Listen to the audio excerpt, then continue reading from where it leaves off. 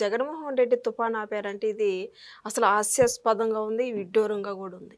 ఆపడం అంటే తుఫాన్ ఎవడన్నా ఆపగలడా? పిచ్చెక్కిందా? తుఫాన్ అది ఎప్పుడు వెళ్ళాలనుకుంటే అప్పుడే వెళ్తుంది.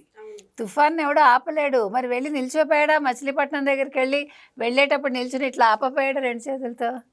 ఏం మాట్లాడతాడు? తుఫాన్ ఆపడం కాదు, తుఫాన్ వచ్చినప్పుడు సంరక్షక చర్యలు ఎలా తీసుకోవాలి అనేది ముఖ్యం. అంతేగాని ఏంటి బాబు గారే తీసుకొచ్చారు ఈ తుఫాను. ఇప్పుడు ఈ తుఫాన్ రావడానికి కారణం బాబు గారు, మరదేంటో అది సాక్షి వాళ్ళే వివరణ ఇవ్వాలి. దీనికి కారణం బాబు గారే. అంటే మొంతా తుఫాన్ తీసుకొచ్చింది బాబు గారు అయితే ఆ మొంతా తుఫాన్ ఆపింది జగన్మోహన్ రెడ్డి. నీళ్లు తోడి సముద్రం దగ్గర అలలు వస్తూ ఉంటే నీళ్లు అట్లా జరుపుతున్నాడు వెనక్కి. అంటే మనం యాక్చువల్గా వాళ్ళకి తెలియదేమో అలలు ఆగవు. సామెత కూడా ఉంది, అలలు ఆగేది ఎప్పుడు, స్నానం చేసేది ఎప్పుడని. అంటే మరి ఈయనంత నిర్విరామంగా కృషి చేసి ఆ సముద్రపు నీరు వెనక్కి ఆయన పంపించాడు అంటే అందుకే ఇందాక చెప్పాను నేను. మామూలుగా భగీరథుడు నీళ్లు తెప్పించాడు పైనుంచి, ఈయన నీళ్లు వెనక్కి పంపిస్తున్నాడు ఇందాక, అందుకే అగస్త్యుడితో పోల్చా.